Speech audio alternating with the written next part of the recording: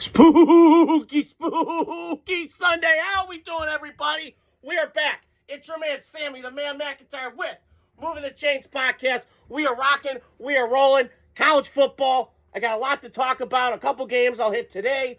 A couple throughout the week. Got a lot of college football.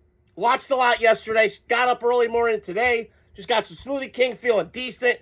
Got me feeling nicey. I'm feeling good.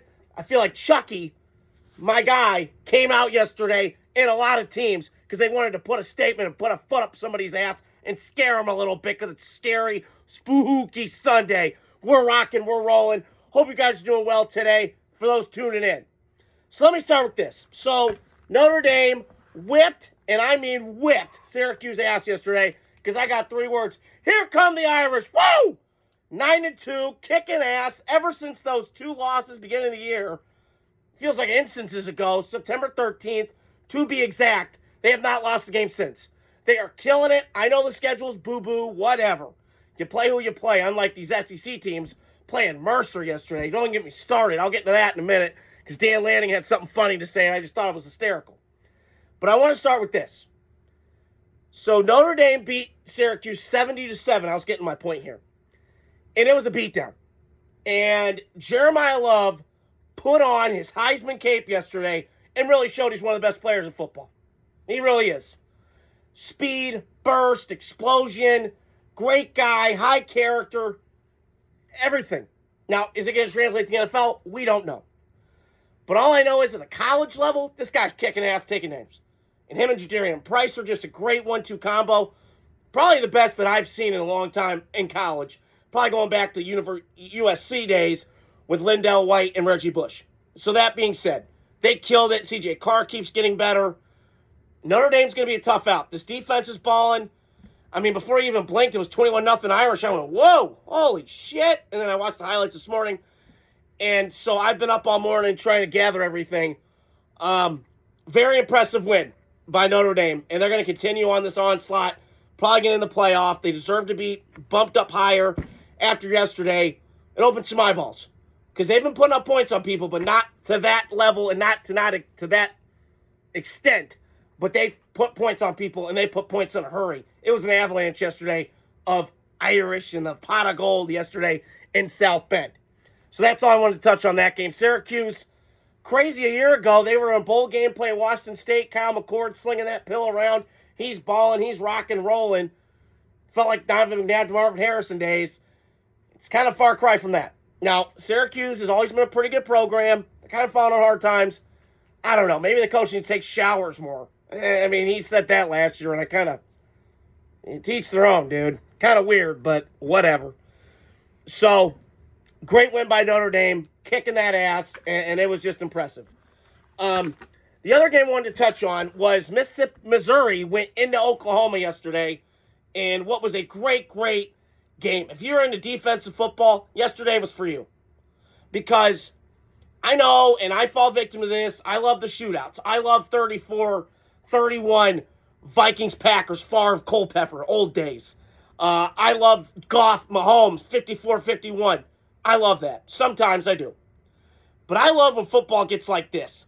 10-9, defense is slugging it out, quarterback makes a few plays here and there. I love that kind of football. And I really do. And yesterday watching Missouri, because I had some reservations for Oklahoma. Missouri got their quarterback back, and Ahmad Hardy. I watched him against South Carolina, and my takeaway after that game was, this guy looks like Steven Jackson, but like not as big, right? He's breaking off arm tackles, he's stiff-arming dudes, putting them in the dirt.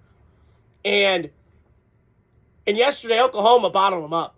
And he had no answer. I mean, they had some plays where he was getting off zone and everything. But, I mean, Missouri's still a really good football team. And that's a really good state for talent.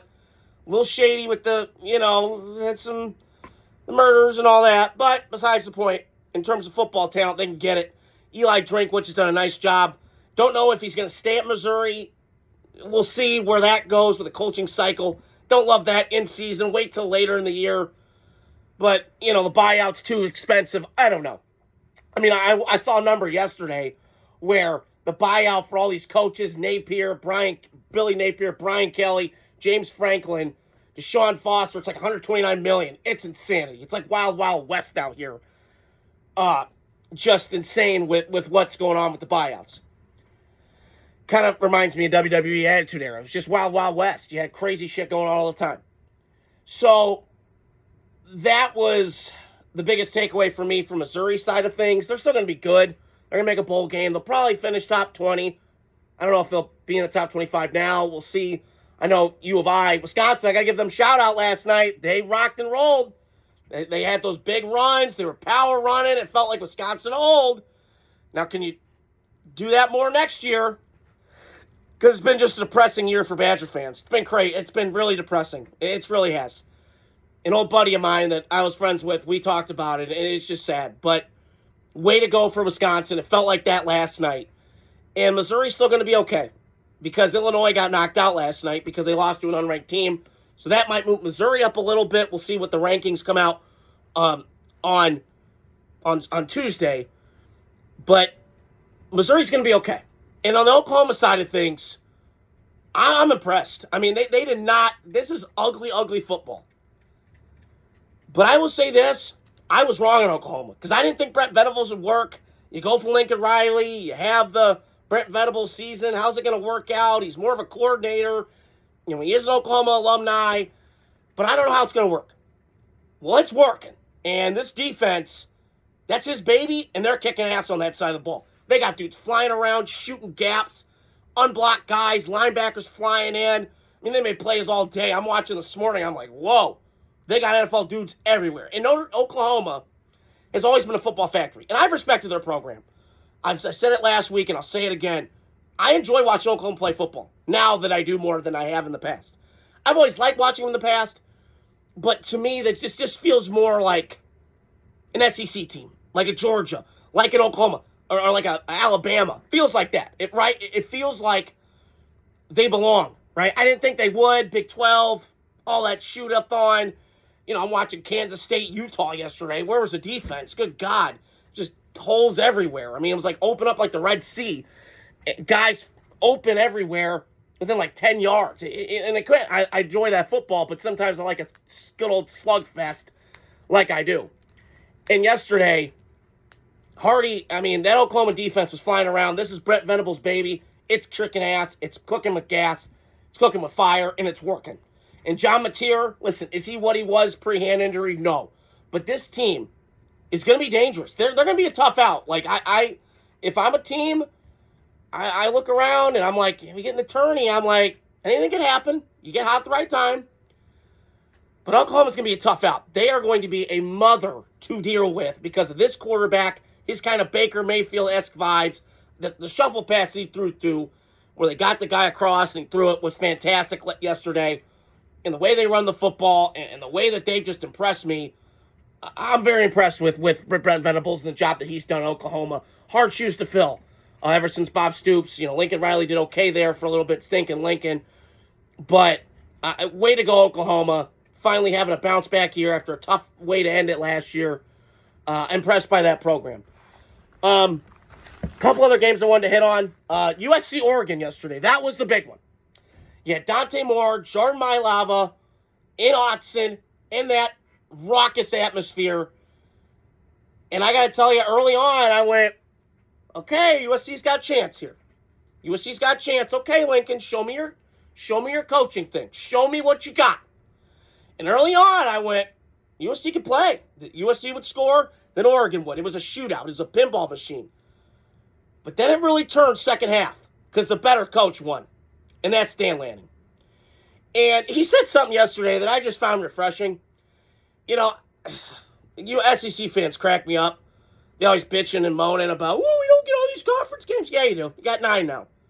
You added 2 teams into it. Oklahoma, Texas. And please stop doing this. It drives me absolutely crazy. I know I can't control it. I'm trying to control what I can control and all this stuff.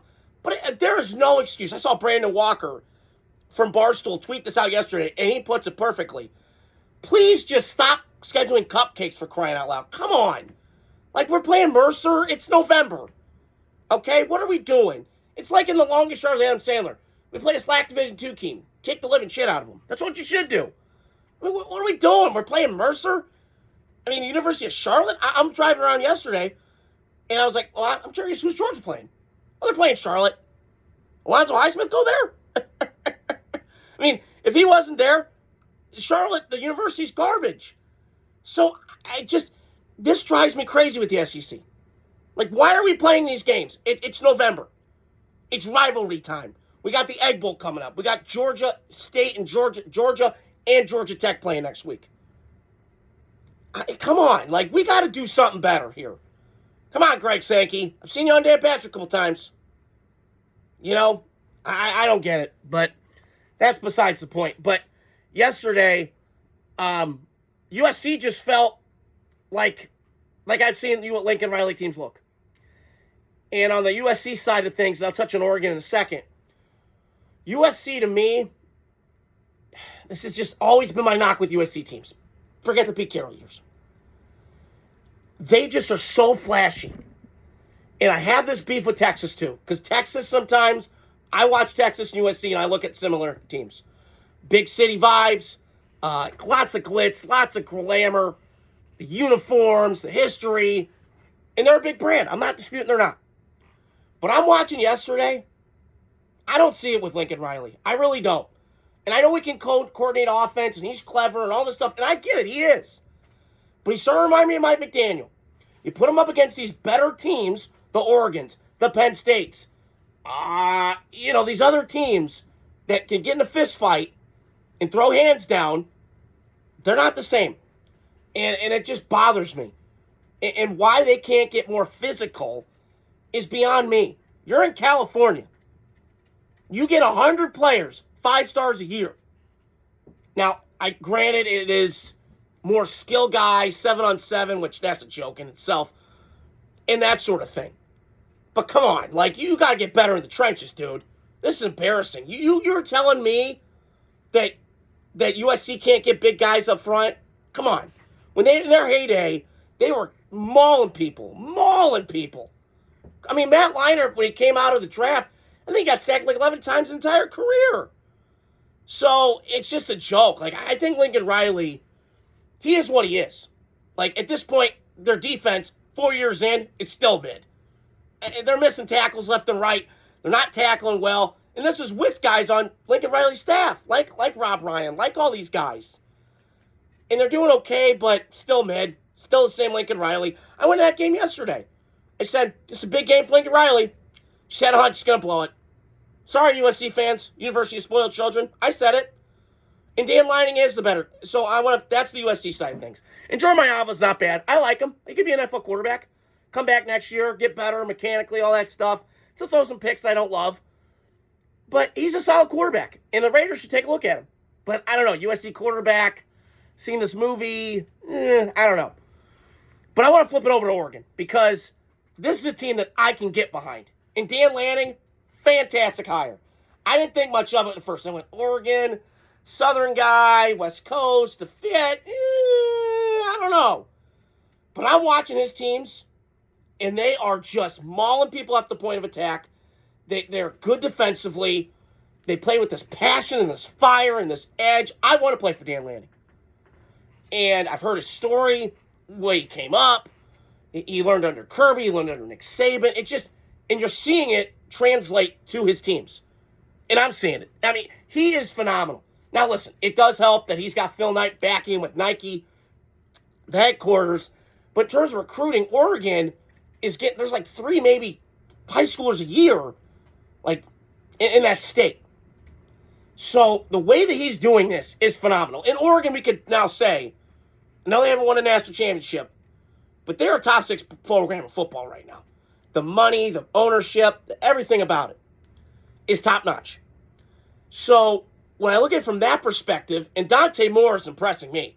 I mean, that throw he made down the seam to that tight end yesterday, the way he was looking, pumped, the safety just rolled his hips just a little bit off and threw that seam ball at tight end. Fantastic. Great eye manipulation of the defense and everything else about it. But having said that, though, he needs to come back into the year. And I think he's smart not going out this year. He could. Read some mock drafts that he could. going to be smarter if he stayed. And same with Jordan Mailata. They got a long way to go. And I like Dante Moore a lot.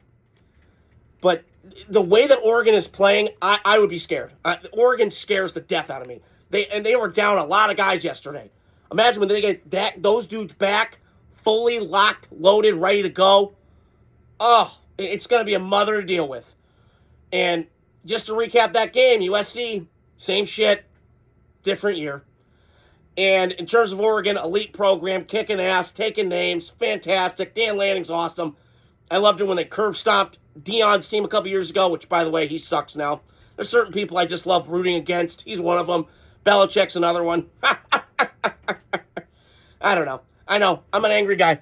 Not really, but just find it funny that certain people just can't get out of their own way and hold grudges. So last game I wanted to touch on was Tennessee-Florida. Tennessee finally got off the monkey off their back and finally won in Gainesville,